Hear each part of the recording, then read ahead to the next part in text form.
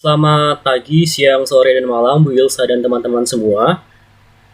Kami dari kelompok tubuh 1 ingin mempresentasikan mengenai hasil akhir tugas analisis perusahaan kami. Kami dari kelompok tubuh 1 beranggotakan yang pertama ada saya sendiri, itu Johannes Gatot Wiatmoko dengan NIM 202 114009.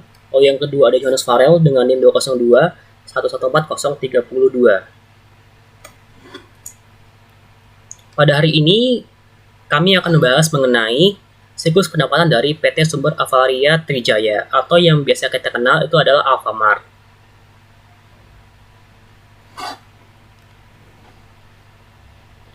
Dan ada 5 pokok pembahasan yang akan kami bahas pada hari ini. Yang pertama adalah proses bisnis yang terdiri dari input, proses, dan output. Yang kedua adalah tujuan Alfamart. Yang ketiga adalah kesesuaian IT dengan tujuan Alfamart. Yang keempat adalah informasi untuk external stakeholder. Dan yang kelima adalah Alfamart dan external stakeholder. Yang pertama adalah proses bisnis. Yang pertama ada input. Dalam input ini, yang pertama adalah pemesanan barang dagang oleh Alfamart. Jadi, pada tahap awal proses input ini, itu pemesanan barang dagang dilakukan dengan 2 cara. Yang pertama, barang distribution center dipesan dari hasil transaksi pembelian yang dilakukan dalam 1 hari sebelumnya melalui kiriman database dari toko Alfamart ke gudang distribution center melalui email. Dan data ini ditampilkan secara otomatis pada formulir pesanan barang. Dan yang kedua, barang BKL atau barang kirim langsung, itu barang yang datang langsung ke toko Alfamart seperti Yakult, itu biasanya pemesanan dilakukan dengan membuat PO atau purchasing order ke supplier dengan mencetak dokumen 3 rangkap. Yang pertama 1 rangkap asli untuk bagian distribution center, yang kedua 1 rangkap untuk toko, dan 1 rangkap untuk supplier sebagai bukti tertulis tentang pemesanan barang. Yang kedua adalah pengiriman barang ke toko Alfamart. Jadi barang yang sudah dipesan dan dibeli tersebut dikirim langsung dari pusat oleh masing-masing distribution center. Karena semua barang-barang tersebut harus dicek terlebih dahulu sebelum dikemasi atau dalam box atau kontainer. Setelah proses packing atau pengepakan, barang-barang siap untuk dikirim dan ditujukan ke cabang-cabang Alfamart sesuai letak area masing-masing toko yang diantar melalui mobil-mobil atau truk dan dikendari oleh driver. Dan sesampai di toko Alfamart, supir memberikan berkas atau kertas faktur kepada pejabat toko dan menurunkan barang-barang yang berada dalam truk untuk dibawa masuk ke dalam toko Alfamart agar dicek ulang berdasarkan nama merek, jumlah barang yang sesuai dengan faktur pengiriman barang, dan jika terjadi kelebihan pengiriman barang yang sesuai dengan faktur pengiriman, maka pihak toko atau pejabat toko itu bertugas untuk melaporkan ke pusat agar segera dikirimkan kembali ke distribution center dan membuat nota pengembalian barang. Yang ketiga adalah mendisplay barang-barang. Jadi barang-barang tersebut diletakkan ke tempatnya masing-masing sesuai dengan rak yang telah ditentukan berdasarkan jenis barang, ukuran barang, dan mereknya. Jika ada barang yang kosong namun stok telah habis, maka harus dilakukan passing out, yaitu menggunakan barang lainnya yang sejenis ke tempat rak yang barang yang kosong. Lalu yang kedua adalah proses. Yang proses ini yang pertama adalah pelanggan membeli produk. Jadi pelanggan akan datang ke toko Alfamart, lalu pelanggan akan memilih produk sesuai dengan kebutuhan mereka. Lalu pelanggan akan menyerahkan produk tersebut kepada kasir. Lalu yang kedua adalah pembayaran di kasir. Pelanggan akan melakukan pembayaran atas produk yang dibeli di kasir. Lalu kasir akan melakukan peninjauan terhadap produk yang dibeli oleh pelanggan. Peninjauan yang hal ini yaitu mengecek apakah seluruh item yang dibeli itu terkait dengan adanya potongan harga, pada waktu kadaluarsa dari produk yang dijual. Lalu, kasir akan menginput produk yang dibeli dengan cara melakukan scan barcode dari produk tersebut. Maka, produk yang dibeli oleh konsumen tersebut sudah masuk data di komputer dan namanya akan dibayar oleh konsumen. Lalu yang ketiga adalah output. Jadi, output yang dihasilkan dari siklus pendapatan ini itu berupa truk atau slip pembayaran untuk pelanggan dan untuk bagian kasir. Lalu informasi dari slip pembayaran ini dikelola menjadi data penjualan dan penerimaan kas yang diperoleh selama mingguan, bulanan, dan tahunan. Dan informasi tersebut sangatlah berguna bagi perusahaan dalam mengambil kebijakan dan keputusan lainnya dalam aktivitas bisnis perusahaan tersebut supaya berjalan lebih efektif dan efisien.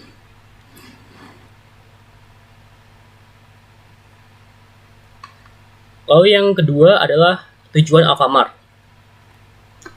Jadi tujuan dari Alfamart ini yang pertama adalah menjadi jaringan distribusi retail terkemuka yang dimiliki oleh masyarakat luas, berorientasi kepada pemberdayaan pengusaha kecil, pemenuhan kebutuhan dan harapan konsumen, serta mampu bersaing secara global.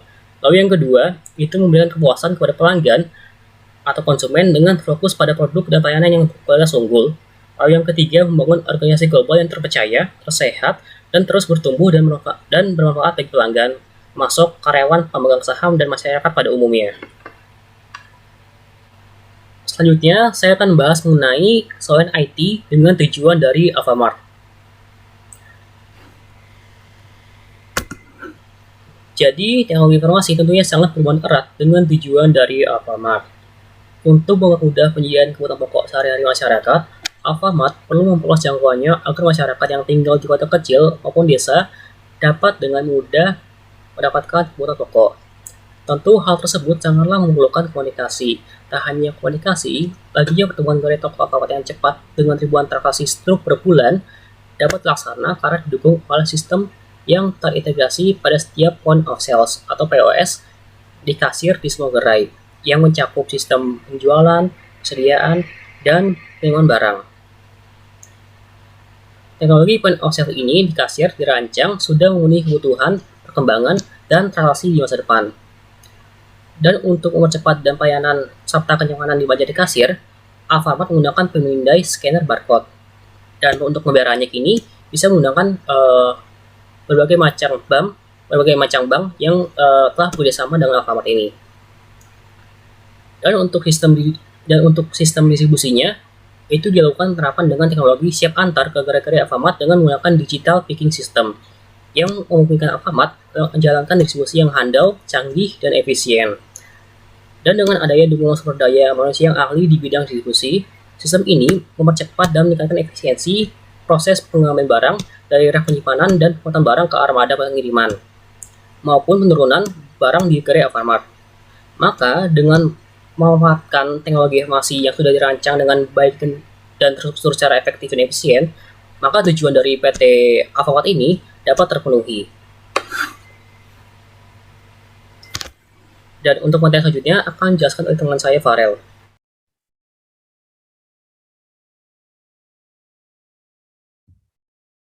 Baik, akan saya lanjutkan ke pokok pembahasan yang keempat, yaitu mengenai informasi untuk external stakeholder.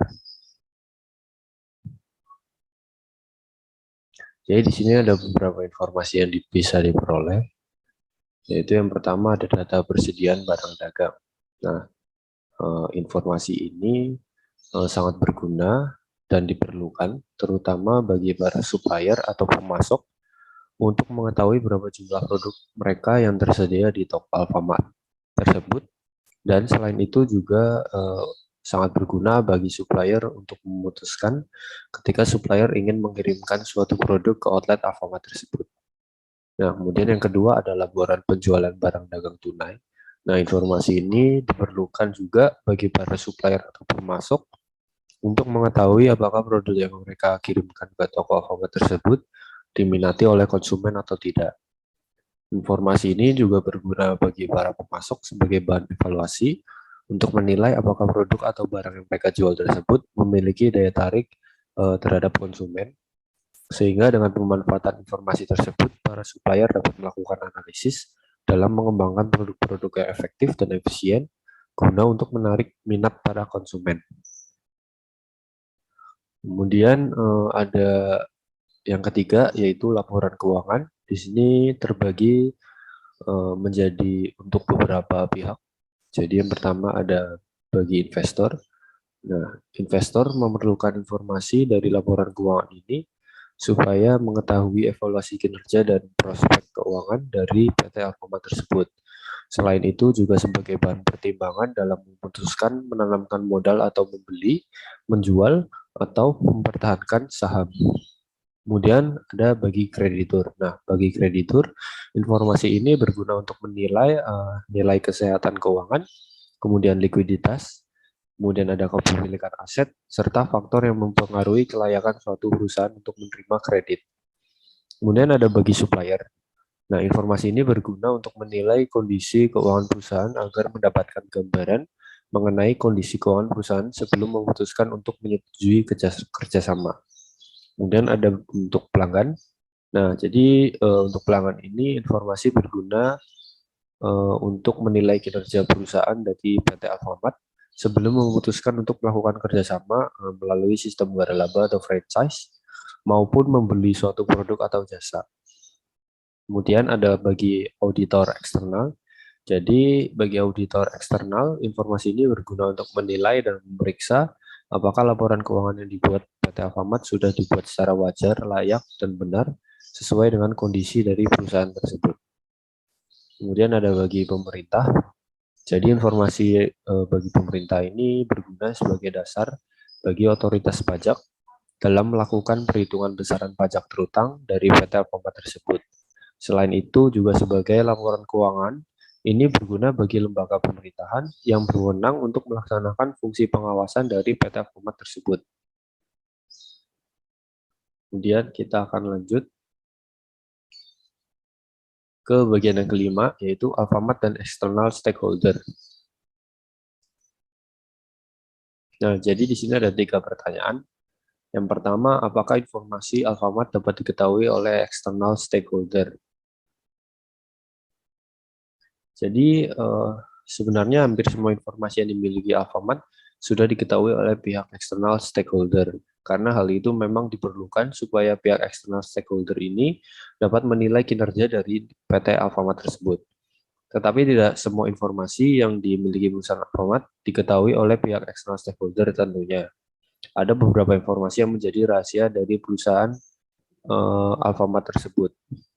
Contohnya ada informasi berupa ada strategi promosi, kemudian ada strategi penetapan harga, kemudian ada strategi tempat, kemudian ada inovasi teknologi, dan strategi tata letak yang digunakan oleh perusahaan Alfamart tersebut. Hal tersebut dirahasiakan tentunya supaya kompetitor dari perusahaan lain tidak bisa meniru strategi yang digunakan oleh Alfamart tersebut. Kemudian kita lanjut ke pertanyaan yang kedua. Bagaimana bisa mengetahui bahwa Alfamart memiliki teknologi informasi yang aman dan handal bagi eksternal stakeholder? Jadi perusahaan Alfamart ini memiliki informasi yang aman dan handal bagi pihak eksternal stakeholder karena dalam hal ini semua transaksi yang dipakai sudah terkomputerisasi serta terstruktur secara efektif dan efisien dengan menggunakan sistem teknologi informasi point of sale di setiap outlet Alfamart yang berguna untuk mencakup sistem penjualan, persediaan, dan penerimaan barang.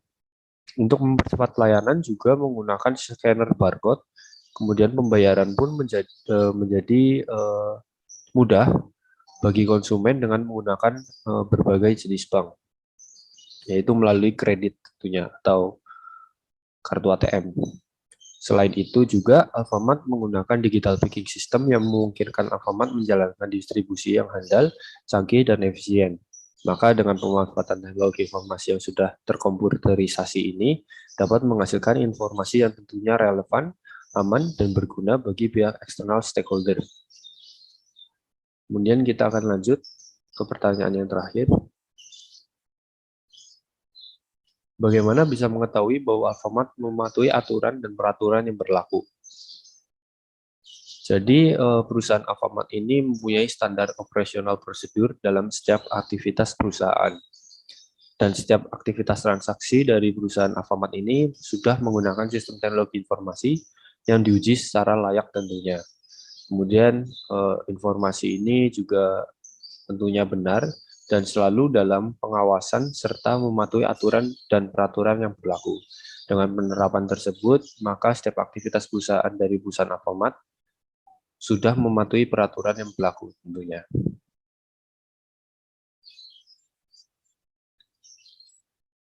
Jadi sekian presentasi dari kami. Mohon maaf bila ada kesalahan dalam kata atau perkataan yang membuat tidak berkenan di dalam hati. Kemudian terima kasih sudah mendengarkan dan selamat pagi, siang, dan malam.